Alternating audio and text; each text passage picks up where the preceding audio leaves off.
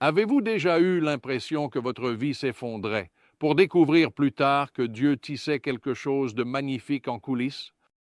Aujourd'hui, nous allons plonger dans le livre de Ruth, une histoire qui nous montre comment Dieu utilise des personnes ordinaires de manière extraordinaire pour accomplir son grand dessein.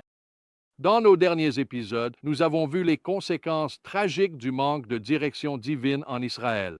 Mais maintenant, nous allons assister à la façon dont Dieu prépare le terrain pour l'émergence du leader ultime d'Israël. Et tout commence par une belle histoire d'amour entre deux personnes improbables.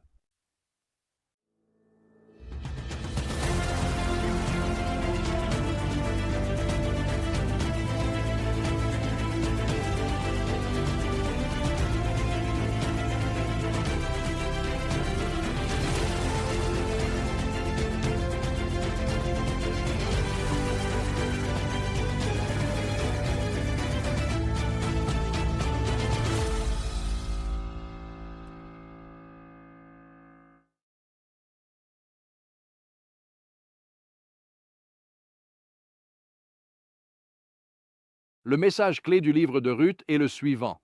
Dieu agit à travers des personnes ordinaires et des circonstances inattendues pour accomplir ses desseins extraordinaires. Notre histoire débute à l'époque des Juges, une période marquée par le déclin spirituel et moral en Israël. Nous faisons connaissance de Naomi, de son mari Élimélec et de leurs deux fils. Confrontés à une famine, ils quittent leur maison à Bethléem pour chercher refuge au pays de Moab, voisin souvent en conflit avec Israël. La tragédie frappe. Élimélec meurt, laissant Naomi veuve dans un pays étranger. Ses fils épousent des femmes moabites, Orpa et Ruth, mais après 10 ans, les deux fils meurent eux aussi. Naomi, désormais amère et brisée, décide de retourner à Bethléem. Elle supplie ses belles-filles de retourner dans leur famille, mais Ruth refuse de l'abandonner. Dans l'une des plus belles déclarations de loyauté de l'Écriture, Ruth dit « Ne me presse pas de te quitter, de retourner loin de toi. Où tu iras, j'irai, et où tu demeureras, je demeurerai. Ton peuple sera mon peuple, et ton Dieu sera mon Dieu. Là où tu mourras, je mourrai, et c'est là que je serai enterré. » Ruth 1, 16 et 17. Ce moment d'amour engagé devient le tournant de notre histoire. Ruth, une étrangère moabite, choisit de s'aligner avec Naomi, avec Israël et, plus important encore, avec le Dieu d'Israël. Sa foi et sa loyauté déclenchent une série d'événements qui vont impacter non seulement sa vie, mais aussi toute la nation d'Israël. De retour à Bethléem, Ruth prend l'initiative de subvenir à ses besoins et ceux de Naomi en glanant dans les champs. La providence de Dieu la conduit dans le champ de Booz, un parent aisé du défunt mari de Naomi. Booz remarque Ruth et est impressionné par son caractère et sa bonté envers Naomi. Il lui accorde sa faveur, la protège et lui donne du grain supplémentaire pour chez elle. Naomi, voyant une opportunité d'assurer l'avenir de Ruth, lui conseille d'aller trouver Booz la nuit sur l'aire de battage.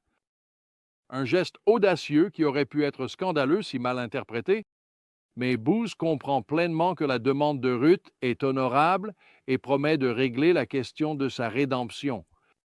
Le lendemain, Booz se rend à la porte de la ville, là où les affaires légales sont réglées. Il offre le droit de rachat à un parent plus proche. Mais lorsque cet homme refuse, Booz déclare publiquement son intention de racheter la propriété de Naomi et de prendre Ruth pour épouse.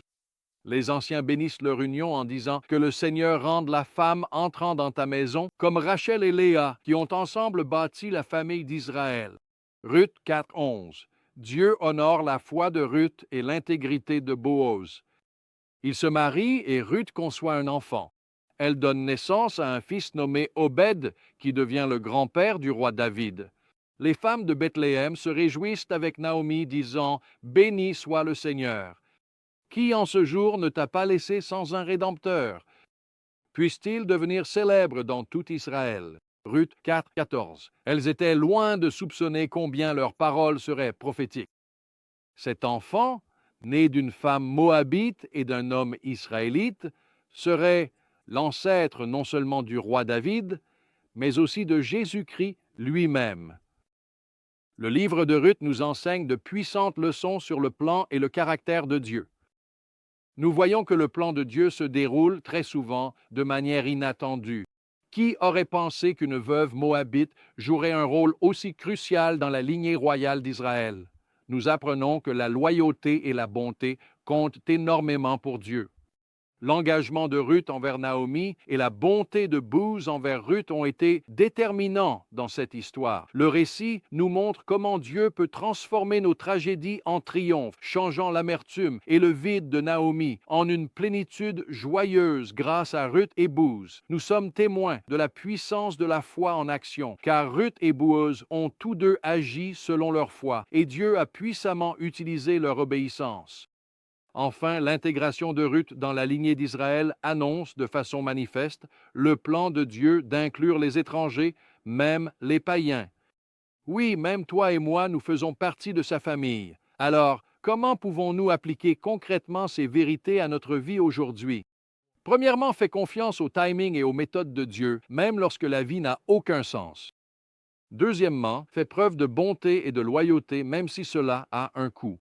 Tu ne sais jamais comment Dieu pourrait utiliser ta fidélité.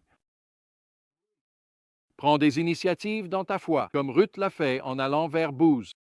Cherche des moyens d'être un Booz dans l'histoire de quelqu'un d'autre. Ta bonté pourrait changer une vie. Cinquièmement, souviens-toi que personne n'est hors de portée de l'amour rédempteur de Dieu. L'histoire de Ruth nous rappelle que Dieu agit toujours, même dans les moments les plus sombres. Il se sert de personnes ordinaires, de veuves, d'étrangers, des agriculteurs pour accomplir ses desseins extraordinaires et il peut aussi se servir de toi. Pour conclure, je vous invite à regarder votre vie à travers le prisme de Bruce Story, où Dieu pourrait-il œuvrer en coulisses. Comment pouvez-vous aujourd'hui faire preuve d'une loyauté semblable à celle de Ruth ou d'une bonté semblable à celle de Booz? Rappelez-vous, entre les mains de Dieu, votre vie ordinaire peut avoir un impact extraordinaire.